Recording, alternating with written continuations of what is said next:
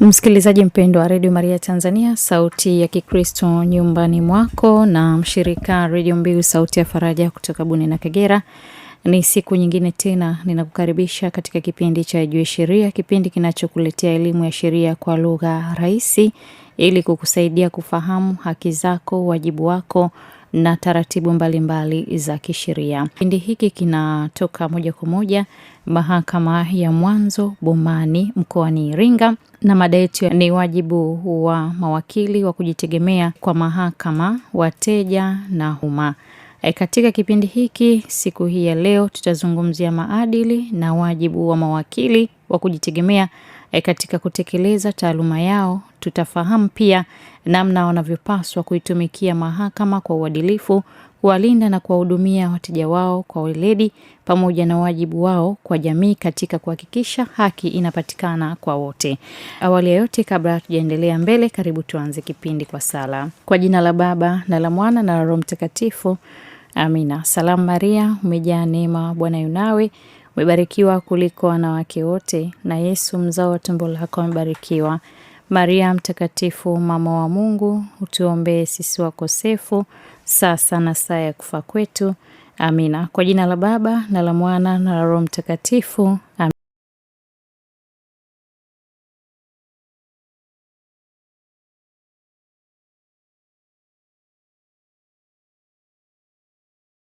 Ya sala ya ufunguzi, kama ambavyo nilikujulisha, mada yetu ya leo ni wajibu wa mawakili wa kujitegemea kwa mahakama, wateja na umma.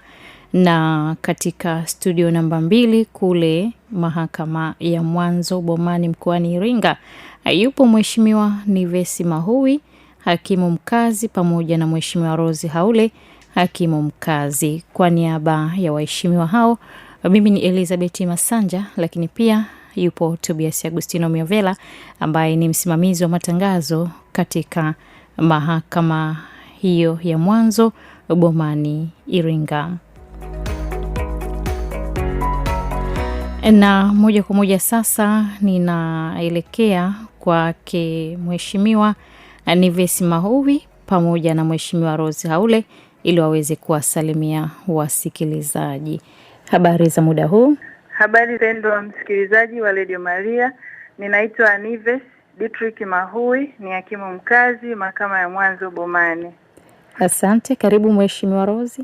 Habari njema kabisa. Kwa majina naitwa Rosemary Haule, ni hakimu mkazi mahakama ya Mwanzo ya Bomani mkoani Iringa.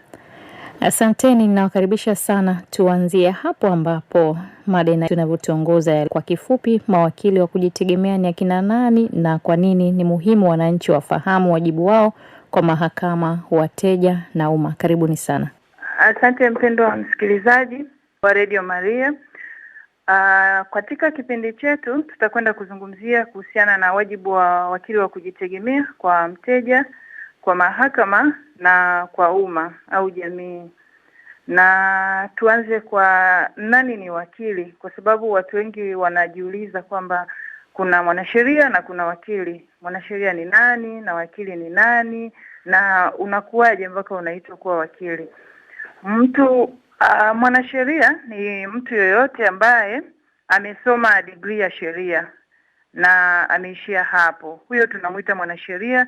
Lakini tukisema kwamba ni wakili ni yule ambaye ni mtu ambaye amesoma degree ya sheria, lakini ameenda mbele, amesoma pia amepata elimu ya mafunzo kwa vitendo ambayo inapatikanika katika Law School ya Tanzania kule Dar es Salaam, na toka hapo akaapishwa na jaji mkuu na akawa ana haki ya kuweza kuwakilisha mteja, kwamba anakuwa na muhuri na anaweza kuwakilisha mteja kwa namna yoyote ile. Lakini huyu ambaye ameishia degree ya sheria tu hawezi kumwakilisha mteja kwa namna yoyote ile. Yaani hawezi kushuhudia nyaraka, mikataba, lakini pia hawezi kumwakilisha mahakamani. Na kwa sasa mimi nitazungumzia wajibu wa wakili wa kujitegemea kwa mteja na kwa mahakama, lakini mwenzangu Mheshimiwa Rosemary Haule atazungumzia wajibu wa wakili wa kujitegemea kwa umma au jamii. Ninaanza na wajibu wa wakili wa kujitegemea kwa mteja. Kwanza nianze na mteja ni nani. Sheria ya mawakili katika kifungu cha 2 kinamtambua mteja. Mteja ni mtu yeyote ambaye ameingia makubaliano na wakili wa kujitegemea katika kumwakilisha mahakamani au katika kushuhudia mikataba yake au nyaraka mbalimbali. Yule tunamuita mteja. Anaweza akawa ni mtu binafsi au kampuni. Huyo ni mteja. Na ikitokea kwamba wakili huyo wa kujitegemea ameingia makubaliano na mtu kwa ajili ya kumwakilisha huyo mteja kwenye mkataba au kwenye mahakama au sehemu yoyote ile ambayo angetamani kwamba wakili huyu akamwakilishe, basi wakili huyu ana wajibu ambao anatakiwa kuutekeleza. Anatakiwa asimame kwenye wajibu huo, anatakiwa asimame kwenye mipaka hiyo ambayo sheria inamtaka asimame. Sasa kwa sababu watu wengi hatufahamu, ni wale tu ambao labda wamepata nafasi ya kusoma sheria wanaweza wakawa wanafahamu, lakini watu wengi hawafahamu. Hata hao wateja ambao ni wananchi wa kawaida huwa hawafahamu kama wakili huyu ambaye yeye amemwajiri na ameingia makubaliano naye na amemlipa fedha kwa ajili ya kazi ambayo amempa, hafahamu kama wakili huyo ana wajibu kwake au ana wajibu gani. Kwa hiyo nipo hapa kwa ajili ya kuelezea wajibu ule ambao wakili anatakiwa kuwa nao kwa mteja. Wajibu wa kwanza ambao anatakiwa kuwa nao wakili ni usiri. Usiri, kutunza siri. Wakili ana wajibu wa kutunza siri au mawasiliano, mazungumzo baina yake na mteja. Haruhusiwi kutoa siri za mteja wake kwa mtu mwingine.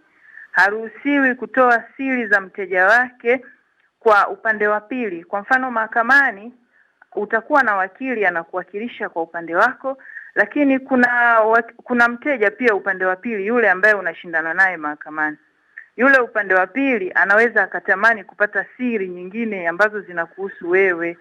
Sasa wakili ana wajibu wa kutunza siri. Hatakiwi kutoa siri zako ambazo umemwambia zinazohusu kesi yako, shauri lako au mambo yako muhimu kuyatoa kwa mtu mwingine yeyote, haruhusiwi.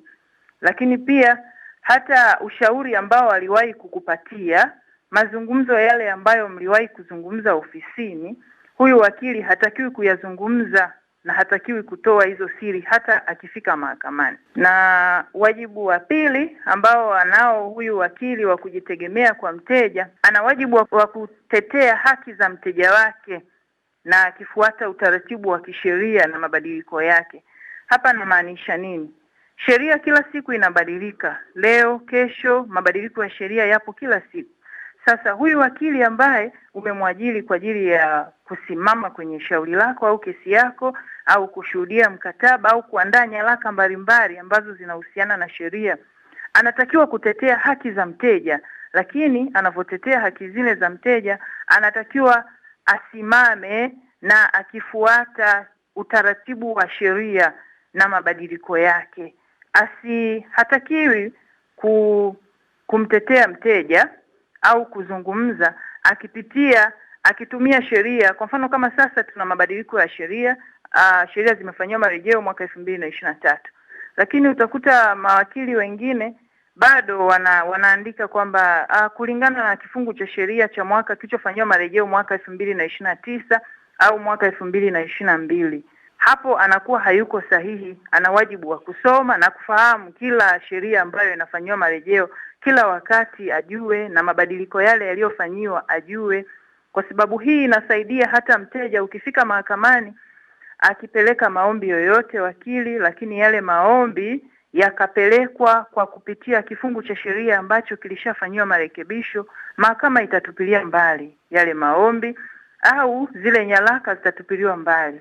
Sasa atakayeathiriwa katika matupilio mbali hayo ni mteja na sio wakili. Mteja kesi yake ikitupiliwa mbali au ikiondolewa mahakamani, ikifutwa, lakini pia akishindwa kesi kwa sababu tu ya uzembe wa wakili ambaye hajafuatilia mabadiliko ya mara kwa mara. Kwa hiyo wakili huyu ana wajibu wa kutetea haki za mteja, lakini pia wajibu wake pia mwingine ni wa kufahamu mabadiliko ya sheria ambayo yanafanyika mara kwa mara. Na wajibu mwingine wa huyu wakili wa kujitegemea kwa mteja, ana wajibu wa kuto kujitoa katika makubaliano bila sababu muhimu. Sheria inamtaka wakili wa kujitegemea akiingia makubaliano na mtu yeyote au mteja, waandike mkataba au wawe na makubaliano. Sasa hata kwa mfano akitaka kwa ajili ya kusimamia kesi yake mahakamani, mahakama pia huwa tunawahitaji mawakili wa kujitegemea kuleta barua, ambayo na ile barua huwa kwa mahakama za mwanzo wanajaza fomu namba 3, na hiyo fomu inazungumza kwamba huyo wakili atakuwa anasimama kila siku kesi ile itakapohitajika mpaka itakapoisha. Atamwakilisha mteja huyu mwanzo mpaka mwisho. Kwa hiyo sheria pia inamtaka huyu wakili wa kujitegemea atakapojiingiza kwenye mkataba ule, haruhusiwi kujitoa, haruhusiwi kumwacha mteja wake bila kuendelea kusikiliza kesi yake bila sababu muhimu.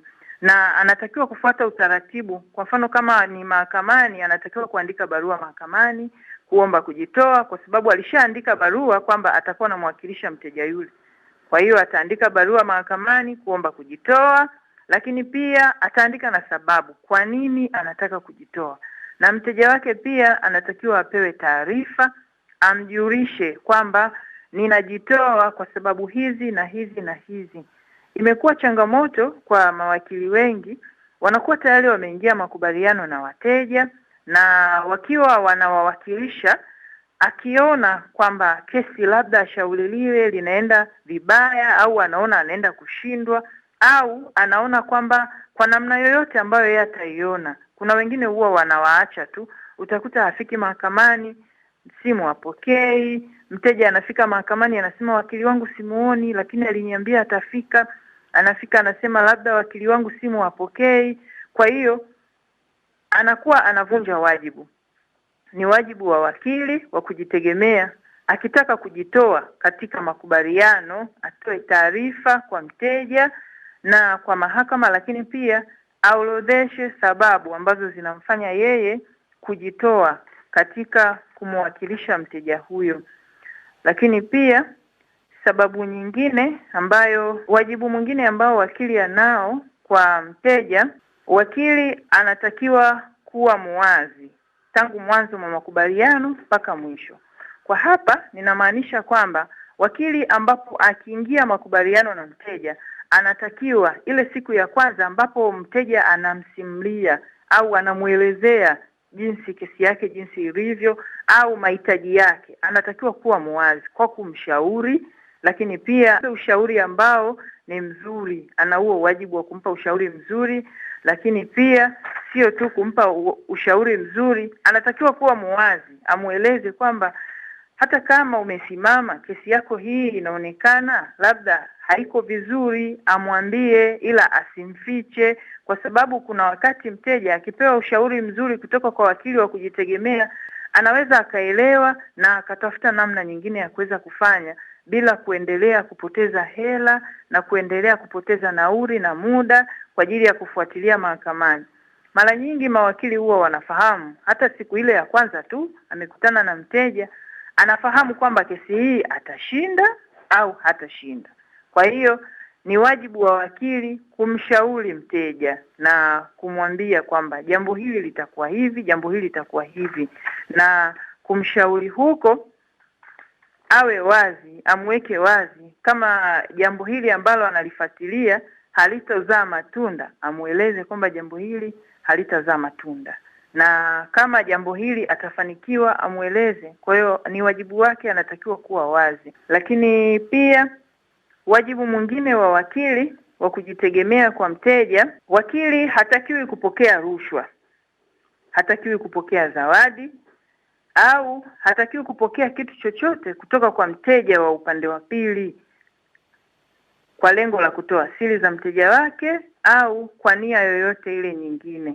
Kumekuwa na asintofahamu, labda kwa hili ni waeleze ndugu wasikilizaji, upenzi wa Radio Maria ni kwamba katika suala la mawakili wakiwa mahakamani hawagombani.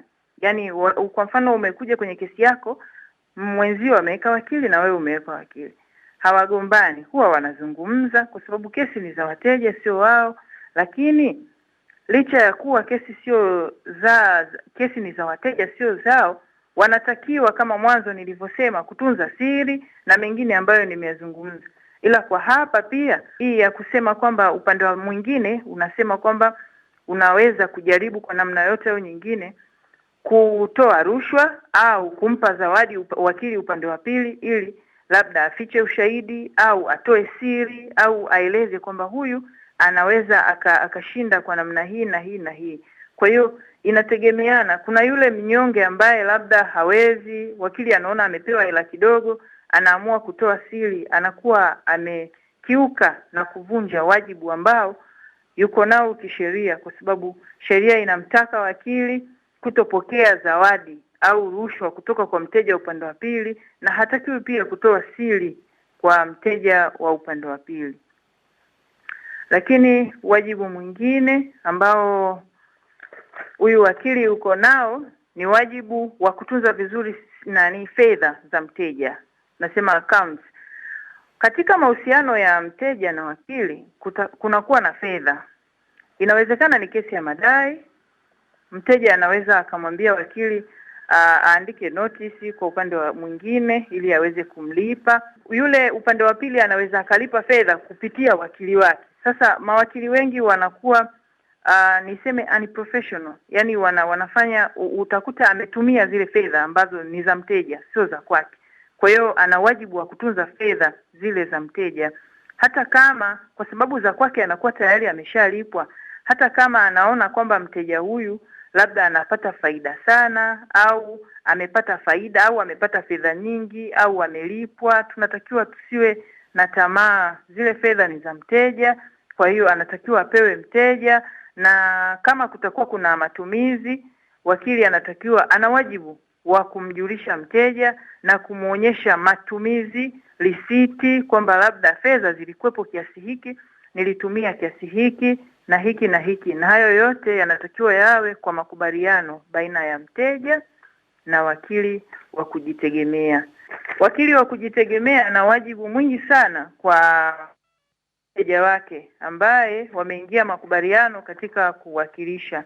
Lakini haya niliyoyazungumza ni machache tu ambayo mteja anatakiwa kufahamu, kwamba yeye akimweka wakili au akiingia makubaliano na wakili anatakiwa kufahamu kwamba wakili huyu anatakiwa afanyaje. Nitazungumzia pia wajibu wa mawakili wa kujitegemea kwa mahakama. Wajibu wa wakili wa kujitegemea kwa mahakama upo chini ya kifungu cha 15, kifungu kidogo cha 4 cha sheria ya mawakili.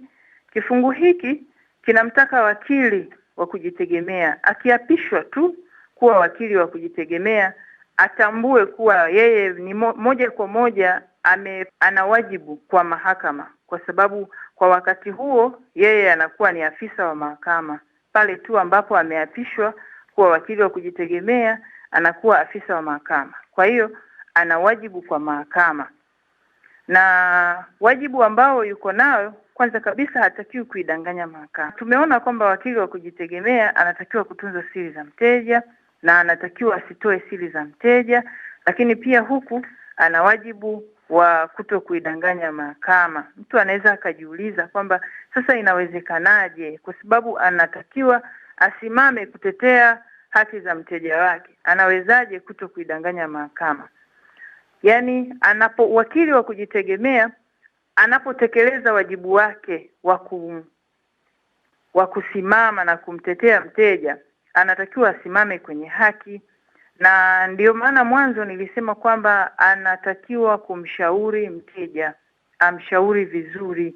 Kwa hiyo akimshauri vizuri hawezi kuidanganya mahakama, kwa sababu atakuwa amesimama kwenye misingi ya sheria pale ambapo atakuwa anajitahidi kutetea haki za mteja huyu mahakamani.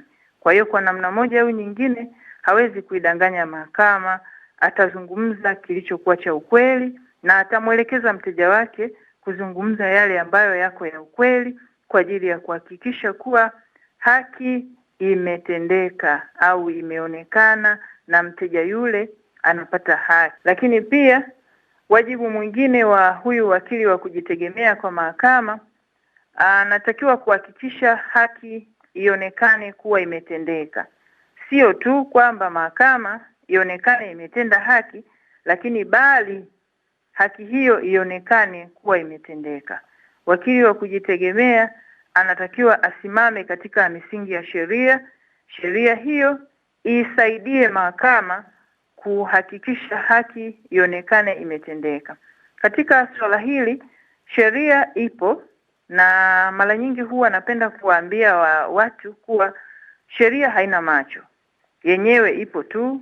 Kwa hiyo sasa inatuhitaji sisi ili tuweze kuitumia na kuifafanua kwenye vifungu mbalimbali na kuilinganisha kwenye haya mambo ambayo yanatuzunguka katika jamii ili tuweze kuhakikisha haki ionekane imetendeka. Sasa mawakili wengi wanajua kutumia sheria. Sheria hiyo unaweza ukaitafsiri kwa namna ambavyo utaona kwa maslahi yako, lakini unaitafsiri vibaya. Na kwa namna nyingine mtu anaweza akatafsiri sheria na akatafsiri vizuri. Kwa hiyo kila mtu anatetea kile alichonacho mkononi, na anapotetea kile alichonacho mkononi pia anaitumia sheria hiyo. Kila mtu anaitumia sheria hiyo kwa kutetea upande alionao. Lakini mara nyingi mawakili wa kujitegemea, nikishuhudia, nikiwepo mahakamani nimeshuhudia wakili anajitahidi, wakili wa kujitegemea kutumia kifungu ambacho sio sahihi, lakini anakitafsiri ili ionekane kwamba haki ipo upande wake, lakini kumbe haki haipo upande wake. Kwa hiyo wakili ana wajibu kwa mahakama kuhakikisha kwamba haki ionekane imetendeka. Anatakiwa atafsiri kifungu cha sheria vile ambavyo inapasa, lakini asigeuze kifungu cha sheria au akakitafsiri kukipelekea kuonekana kwamba haki iko upande wake, lakini kumbe hiyo haki haipo upande wake. Lakini wajibu mwingine ambao huyu wakili wa kujitegemea yupo nao kwa ajili ya mahakama, ana wajibu wa kutotoa siri za mteja kwa mahakama. Yaani huyu wakili wa kujitegemea pale ambapo yupo mahakamani anatetea haki za mteja, anatakiwa asizungumze mawasiliano yake yeye na mteja ambayo amezungumza naye ofisini ayatoe mahakamani. Hatakiwi kufanya hivyo, lakini anatakiwa kuiheshimu mahakama. Kuiheshimu mahakama kwa namna, tukisema kwamba hapa anatakiwa kuiheshimu mahakama, mawakili wa kujitegemea wana maadili yao na wao wanafahamu.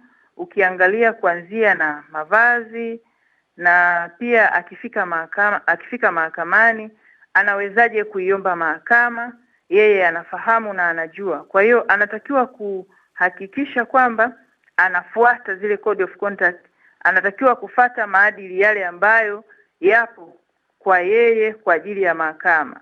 Pale ambapo atataka kuiomba mahakama au anataka kuifikia mahakama, kwa hiyo anatakiwa kuiheshimu mahakama akitumia zile njia ambazo anataka kuzifikia kwa ajili ya kumtetea mteja wake.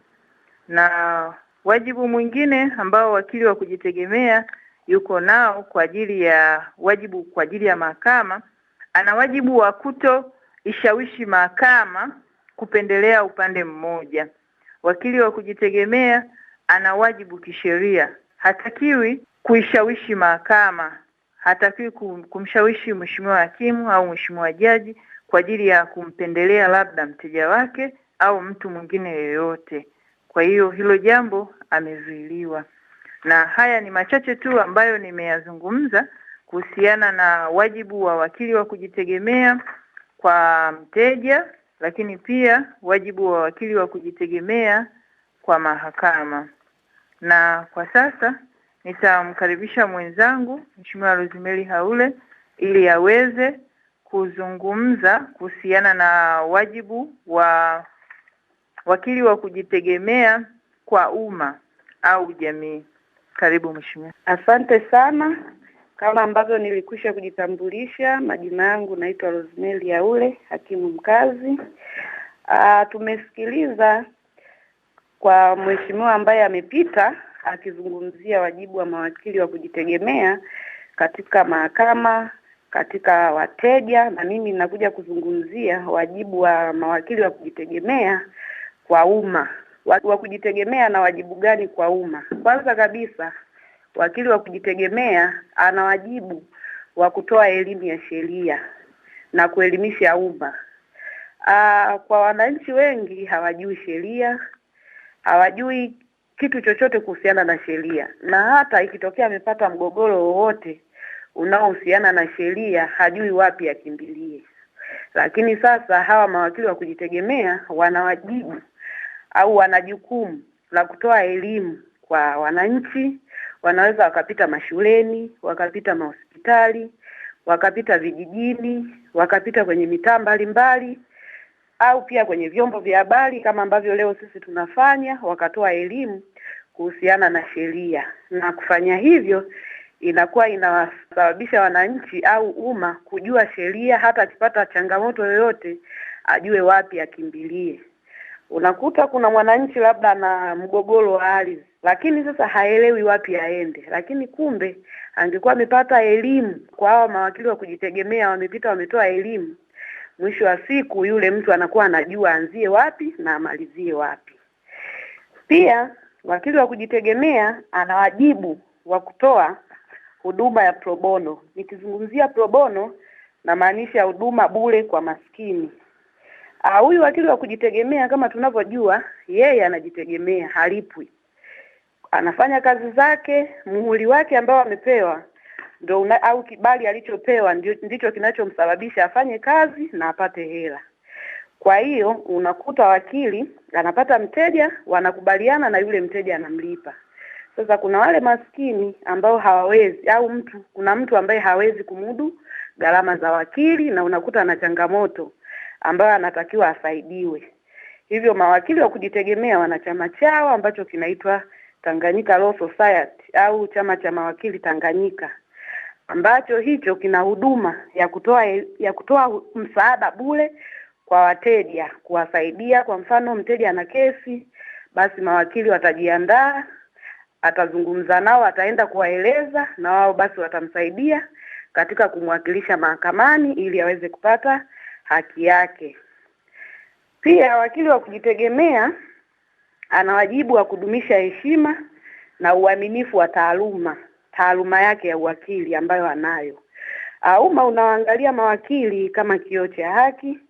Kwa hivyo mawakili hawatakiwi kudanganya umma, hawatakiwi kushiriki katika rushwa kwa namna moja au nyingine, kama ambavyo hakimu aliyepita ametoka kuzungumzia. Mawakili hawatakiwi kupokea au kutoa rushwa, basi pia hata kwenye umma pia mawakili hawatakiwi.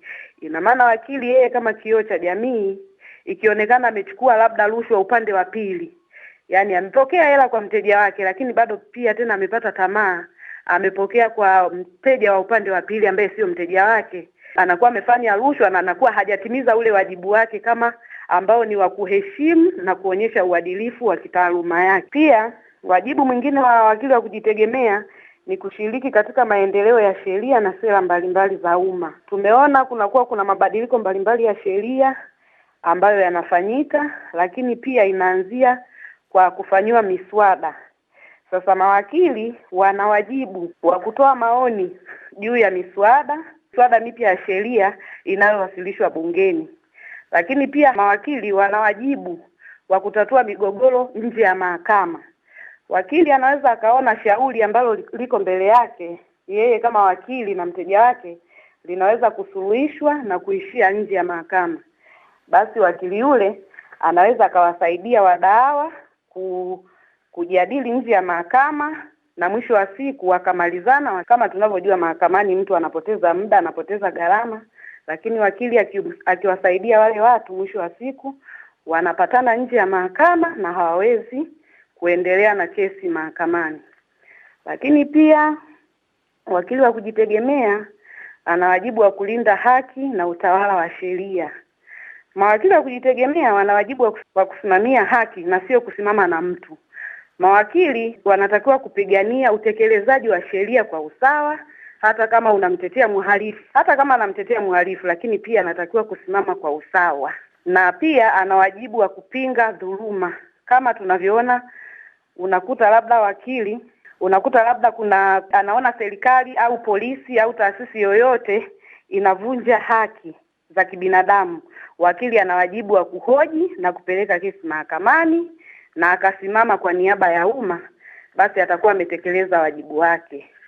Hizo ni baadhi ya wajibu wa mawakili wa kujitegemea kwa umma. Lakini pia mawakili wa kujitegemea wana maadili yao ambayo wanatakiwa wayafuate. Yeye kama wakili ambaye ameorodheshwa katika kitabu cha mawakili Tanganyika na ana namba yake ya uwakili, ana maadili ambayo anatakiwa ayafuate. Kwanza kabisa, wakili wa kujitegemea anatakiwa awe mwaminifu, kama ambavyo mheshimiwa hakimu ametoka kuongea. Wakili wa kujitegemea anatakiwa awe mwaminifu kwa mteja, kwa mahakama. Sio amelipwa na mteja wake, ametumia pesa, hataki kuonekana mahakamani. Akipigiwa simu amezima, akitafutwa hapatikani, na hela ya mteja yote ameshaitumia. Kwa hiyo hapo anakuwa sio mwaminifu, anakuwa amevunja maadili yake. Lakini pia wakili wa kujitegemea anatakiwa atunze siri na taarifa za mteja, na anavyozungumza na mteja wake au anapokuwa amepewa kesi ya mteja wake, wakili ameisikiliza, anajua kila kitu, anatakiwa atunze siri ile, yeye ashughulike na kumtetea mteja wake na kuisaidia mahakama, lakini asitoe siri za mteja wake kwa upande wa pili. Na akifanya hivyo, basi atakuwa amevunja maadili ya uwakili. Lakini pia wakili huyu anatakiwa awe na umahiri wa kitaaluma. Tukisema umahiri wa kitaaluma, tunamaanisha huyu wakili, tunaona kwamba kila siku sheria zinabadilika, kila siku tunapata principle mbalimbali kutoka kesi mbalimbali zinazoamriwa na mahakama za juu kama mahakama kuu na mahakama ya rufani. Lakini unakuta wakili huyu anamwakilisha mteja wake, anaingia mahakamani hajasoma chochote, na anatakiwa asikilize kesi na atetee haki ya mteja wake. Anapofika pale anakutana na vitu ambavyo yeye pia hajavisoma, hajafanya research. Kwa hiyo hapo anakuwa amevunja maadili yake ya uwakili. Lakini pia wakili anatakiwa kuepuka mgongano wa maslahi kama ambavyo nimezungumza mwanzoni. Aepuke mgongano wa maslahi kivipi? Ile habari ya wakili ana mteja, ameshachukua hela kwa mteja wake, anakuja anachukua tena kwa mteja mwingine, mteja wa upande wa pili, nako anachukua hela. Kwa hiyo anakuwa amechukua hela kwa pande zote mbili. Kwa hiyo endapo akifanya hivyo, basi wakili atakuwa amevunja maadili yake.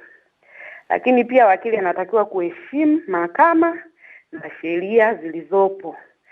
Sio wakili anafika mahakamani, kesi inaendeshwa, labda akatumia lugha ambazo sio sahihi, anakuwa hajaiheshimu mahakama na anakuwa amevunja maadili yake yeye kama wakili. Lakini pia wakili, kama tunavyosema, pia ana wajibu wa kuwajibika kwa mteja wake. Kama nilivyozungumza nyuma, pia atawajibika vipi?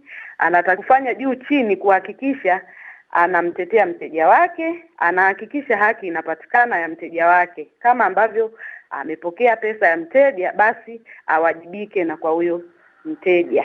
Lakini pia wakili asipofanya hivyo, anakuwa pia amefanyaje? Anakuwa amevunja maadili ya uwakili. Na pia wakili anatakiwa kutokutenda vitendo vya rushwa na udanganyifu. Hili limeongelewa sana. Akipokea pesa yoyote nje ya mteja wake, basi huyu wakili anakuwa amevunja maadili yake. Hayo ni baadhi ya maadili ya mawakili, na pia naweza kuasisitiza ndugu wasikilizaji kwamba wawe makini na mawakili wa kujitegemea ambao wanadai ni mawakili lakini sio mawakili. Kila wakili wa kujitegemea ana namba yake ambayo amepewa baada ya kuapishwa, na jina lake lipo kwenye orodha ya mawakili Tanganyika. Hivyo unakuta anatokea mtu anasema yeye ni wakili, anamfanyia kazi yule mteja, atamlipa hela, lakini ukija kufuatilia unakuta yule mtu sio wakili. Na katika mifumo siku hizi tunaweza, yani mtu au raia yoyote anaweza kuingia kwenye mtandao na akaangalia jina la yule mtu ambaye anasema yeye ni wakili wa kujitegemea. Anaweza akaingia akaangalia, akaandika majina yake pale. Kama yeye ni wakili na ameuisha leseni ya uwakili, basi ataona jina lake pale na patakuwa pameandikwa ameuisha na kutakuwa kuna namba yake ya uwakili. Na kama hajafanya hivyo, basi huyo haruhusiwi kufanya kazi za uwakili. Na akifanya hivyo, ina maana anakuwa amevunja sheria, anatakiwa kuchukuliwa hatua. Mpaka kufikia hapo naweza nikasema nimemaliza. Karibu mtangazaji. Asante sana Mheshimiwa Rosemary kwa maelekezo mazuri kabisa na darasa zuri kabisa. Msikilizaji mpendwa wa Radio Maria Tanzania, sauti ya Kikristo nyumbani mwako, na mshirika Radio Mbiu sauti ya faraja kutoka Bune na Kagera. Kipindi Ijue Sheria, mada inayozungumziwa ni wajibu wa mawakili wa kujitegemea kwa mahakama, wateja na umma. Ni Mheshimiwa Nives Mahui na Mheshimiwa Rozi Haule.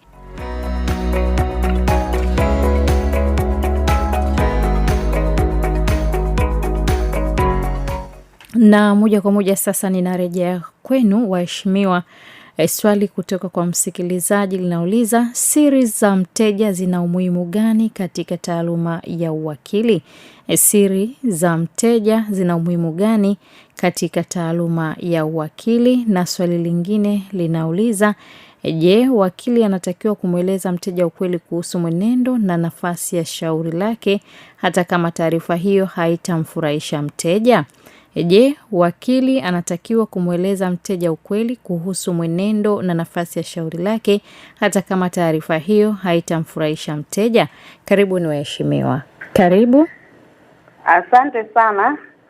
Nikianza na swali la pili ambalo linasema, je, wakili anatakiwa kumweleza mteja ukweli hata kama majibu yake yatamuumiza mteja? Wakili anataka kumweleza ukweli kabisa, hata kama anaona kwa mfano ni kesi imeenda upande, yani yule mteja wake hataweza kufanikiwa katika shauri lile. Ni bora amwambie ukweli hata kama ataumia mteja, lakini mwisho wa siku ajue ukweli na hataweza kuendelea kupoteza muda kama atamuelewa, kwa sababu kama ameona shauri hili hawezi kushinda hata afanyaje na yule mteja akamuelewa, basi anaweza akaamua asiendelee na kesi hiyo, kwa sababu mwisho wa siku atapoteza gharama, atapoteza muda. Lakini kama ataamua kuendelea, wakili anakuwa yeye ameshamueleza ukweli. Kwa hiyo kama ataamua kuendelea, basi ataendelea na shauri, na mwisho wa siku hata akija kushindwa mbele hataweza kumlaumu wakili, kwa sababu kuna wateja wengi huwa wanawalaumu mawakili. Akishashindwa kesi, basi utakuta anamwambia wakili ndio chanzo cha yeye kushindwa kesi. Lakini kama alimueleza ukweli tokea mwanzoni, hata ikatokea ameshindwa, basi inakuwa hana pa kulaumu, na ukweli alielezwa na alifafanuliwa. Hivyo naweza nikasema kwamba ana wajibu wa kumweleza ukweli kabisa mteja wake na sio Na swali lingine liliuliza, siri za mteja zina umuhimu gani katika taaluma ya uwakili? Okay, sawa. Asante, nashukuru. Siri za mteja katika taaluma ya uwakili au taaluma ya sheria zina umuhimu, kwa sababu kama mteja ameamua kusimama na kwenda mahakamani, anafuatilia haki zake, siri zake ambazo amemueleza wakili zina umuhimu, na hizo ndio ambazo msingi mzima wa shauri lake au kesi yake. Upande wa pili hautakiwi kuzifahamu, kwa sababu ukizifahamu ni kama tu umeenda vitani. Yaani unafikiri kwamba wewe unaenda vitani afu siri zako ziko wazi. Wale ambao unaenda kushindana nao vitani wanafahamu siri zako, wanajua wapi unatunza mabomu, wanajua utapita wapi, utaenda wapi, lazima utashindwa. Kwa hiyo hizo siri za mteja zina umuhimu na ni lazima wakili azifahamu. Hicho ambacho nadhani sijafahamu kama nilikizungumza, mteja unatakiwa kuwa muwazi kwa wakili wako. Unatakiwa umueleze kila kitu ili yeye ajue ni namna gani anaweza kukusaidia, kwa sababu ukificha baadhi ya vitu vitakupa shida baadaye, atashindwa kujua ni namna gani anaweza kukusaidia. Kwa hiyo akishajua, atajua zipi ni siri na zipi sio siri, kwa sababu ukishamueleza anajua hiki ni kitu cha umuhimu ambacho upande wa pili hatakiwi kukifahamu, na hiki hata akikifahamu hakina shida. Kwa hiyo kuna hizo, sisi tunaita kwamba kuna material fact na fact, yani zile facts zile ambazo ni material ni issue fakti ambazo, zile taarifa ambazo ni muhimu kabisa katika shauri au katika kesi, ndio hizo ambazo tunasema zinatakiwa kuwa siri na zina manufaa na ni vyema zinatakiwa kutunzwa kwa ajili ya mteja kufanikiwa katika kesi yake au shauri lake. Asante. Kuna swali lingine, ni kwa namna gani mawakili huchangia upatikanaji wa haki kwa wananchi, hususan wale wasiokuwa na uwezo wa kumudu gharama za uwakili? Asante kwa swali. Mawakili, kama ndugu wasikilizaji waliweza kunisikiliza hapo mwanzoni, nilizungumzia swala zima la pro bono, kwamba ikitokea kwamba kuna mteja au mwananchi yoyote ambaye hana uwezo wa kulipa gharama za mawakili, basi anaweza akaenda TLS. Hiki ni chama cha mawakili Tanganyika, ambapo wana hii huduma ya kutoa huduma ya bure kwa maskini katika swala zima la sheria.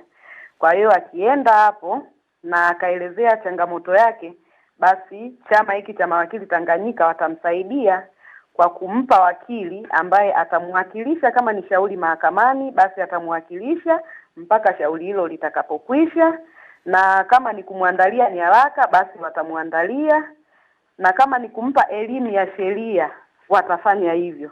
Kwa hiyo kwa wananchi ambao hawana uwezo wa kumudu gharama za mawakili, chama cha mawakili kama nilivyosema kinatoa hiyo huduma na wana huo wajibu.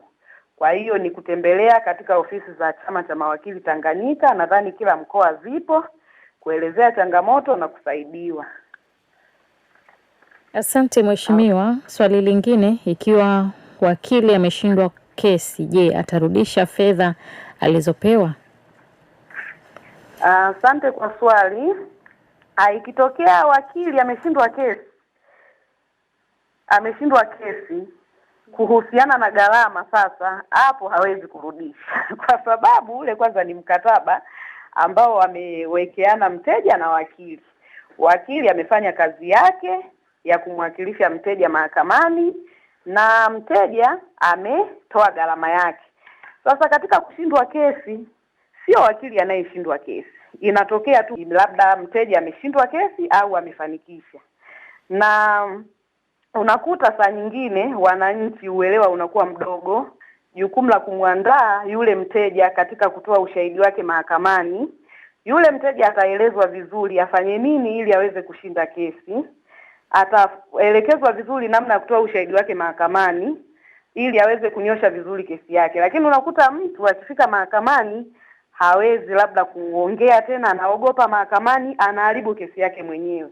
Kwa hiyo mwisho wa siku imetokea kesi ameshindwa, basi gharama wakili hawezi kurudisha. Atakuwa tu na haki ya kukata rufaa kama hatoridhika. Mahakama za rufani mbele anaweza, kama ametoka mahakama ya mwanzo, basi ataenda mahakama ya wilaya kwa ajili ya kuendelea kutafuta haki ambayo yeye anaona ameikosa mahakama ya mwanzo. Asante kwa swali. Asante sana mheshimiwa. Anaitwa mchungaji Walter Milinga kutoka Njombe Makete, anaomba kujua wakili mwongo au feki utamtambuaje? Wakili mwongo au feki, kama nilivyozungumza mwanzoni, tuna katika mitandao wenye siku hizi wengi wanatumia simu kubwa, kuna hii inaitwa iwakili. Yaani akienda Google anaandika iwakili. Akiandika iwakili atafungua pale. Akishafungua atakutana na kitu kimeandikwa mjue wakili. Akishakutana na hicho kitu, basi ataandika jina la yule wakili ambaye amemwambia yeye ni wakili. Ataandika jina lake kwa usahihi. Kwa hiyo akiandika lile jina kama ni wakili kweli, basi itafungua na itaonyesha kwamba jina lake pale, itaonyesha na namba yake ya uwakili, na pia itaonyesha kwamba ameruhusiwa kufanya kazi hiyo ya uwakili. Kwa sababu unakuta kuna mtu mawakili kila mwaka wanauisha leseni zao za uwakili. Na sasa akifungua hii kama ameuisha, atakuta pale chini pameandikwa ameuisha. Na kama hajauisha, basi patakuwa pameandikwa hajauisha, na ile peji itakuwa rangi nyekundu. Kwa hiyo sasa ukikutana na wakili wa namna hiyo, huyo haruhusiwi kukuwakilisha mahakamani kwa sababu hajalipia zile gharama za kuuisha leseni ya kila mwaka. Kwa hiyo wakili feki au wakili ambaye anatambulika tunamjua kwa namna hiyo. Asante. Asante sana. Kwa kuelekea ukingoni mwa kipindi chetu, Mheshimiwa, ni ujumbe gani ambao unapenda kuwapa mawakili, wateja na wananchi kuhusiana na umuhimu wa kuheshimu sheria, maadili ya taaluma na ushirikiano katika kuhakikisha haki inapatikana? Asante, ninashukuru kwa kuhitimisha. Kwanza kabisa kwa ajili ya wananchi ambao sasa watakuwa ni wateja kwa mawakili, ningependa kuwapa ujumbe kwamba wafahamu kwamba pale ambapo wanamhitaji wakili na atakapoingia naye mkataba, asijione yeye ni mnyonge. Anatakiwa kuona kwamba anatakiwa kusimamia, hakikishe kwamba wakili yule anamtetea na anasimama kwenye maadili na ule wajibu ambao tumeuzungumza. Na kama ikitokea anaona kwamba wakili hatimizi wajibu wake, anaenda kinyume na vile ambavyo wamekubaliana, asisite akajikuta kwamba anashindwa kujua aende wapi kwa sababu anapata woga kwamba nikienda kusimama na huyu wakili atanishinda kwa kuongea, kwa kufanya namna moja au nyingine. Kwa hiyo ninamshauri huyu mteja, mwananchi au mtu yeyote ambaye anaona amemweka wakili na amemlipa kwa ajili ya kazi yake na afanye, asimame na aende kwenye sehemu mbalimbali ambazo zinahusika kwa ajili ya kupeleka malalamiko yake mahakamani. Tunawakaribisha kwa ajili ya kuweza kuleta malalamiko kwa ajili ya mawakili, na msikae kimya wananchi na mkakaa kinyonge mkaona kwamba haki zenu haziko sawa, lakini bado unashindwa kujua wapi unaenda kulalamika. Kwa hiyo unaruhusiwa kwenda kulalamika sehemu zozote kwa mamlaka husika, TLS pia kwenye ofisi za mawakili na hata mahakamani pia mnaruhusiwa. Na ujumbe kwa mawakili, ni nawapa ujumbe kwamba mawakili wa kujitegemea, tunatakiwa tusimame kwenye taaluma yetu. Mawakili wa kujitegemea wanatakiwa kusimama kwenye taaluma hiyo ya uwakili na watimize wajibu. Mawakili wengi sana wamekuwa wakisimama na hawatekelezi wajibu ambao wapo nao, hasa na hususan wajibu kwa wateja. Mara nyingi sana nimekuwa nikipokea malalamiko, na kutana na mteja anasema wakili wangu ameniambia atakuwa hapa mahakamani, lakini anafika amkuti, akimpigia simu apokei. Na kuna wakati mwingine tena atakwambia wakili wangu nilimwekeza afanye hivi na hivi, lakini hafanyi hivyo. Wakili ana wajibu wa kutekeleza maagizo, wa kumsikiliza mteja, wa kutekeleza maagizo ya kutoka kwa mteja wake na kufanya yale yote ambayo mteja amemwagiza. Kwa hiyo ninawasihi mawakili ili tuhakikishe haki ionekane imetendeka kwa jamii, lakini pia kuleta amani kwa nchi yetu ya Tanzania. Ninawasihi mawakili wanatakiwa kusimama na kutimiza wajibu wao, kwa sababu wao ni moja kati ya taaluma, watu ambao wanatakiwa kusimama kwenye taaluma na kuhakikisha amani inapatikana na kwa wananchi kwa nchi yetu ya Tanzania, na kuhakikisha kwamba haki inatendeka mahakamani. Asante. Ninawashukuru sana. Ninawatakia pia majukumu mema. Karibuni tena Radio Maria Tanzania katika kipindi cha Ijue Sheria. Asante na shukuru. Amina. Walau basi tusikilize sauti ya mheshimiwa, naye tusikie kidogo atuambie, na kisha basi tuagane.